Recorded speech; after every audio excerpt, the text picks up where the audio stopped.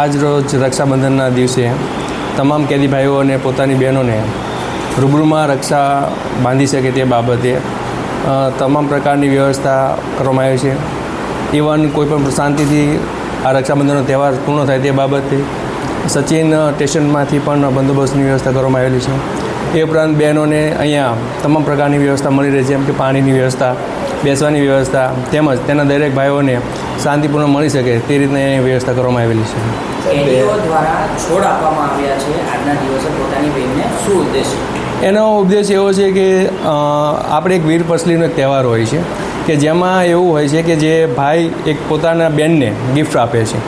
તો એક આ રક્ષાબંધનના દિવસે ભાઈ પોતે એક જેલની અંદર હોય અને પોતાની પાસે કોઈ વસ્તુ એવું ઉપલબ્ધ ના હોય, પણ એક આ છોડ યાદીરૂપી આપે અને પોતાના ઘરમાં એક એને સ્થાપન કરે અને પોતાનો ઉછેર કરે, એ બાબતે પર્યાવરણને પણ એક આપણે સારો ઉપદેશ અથવા તો આપણે એક સંદેશ આપી શકીએ, એ પણ અંદર એક સમાજ અંદર કરવામાં આવેલો છે.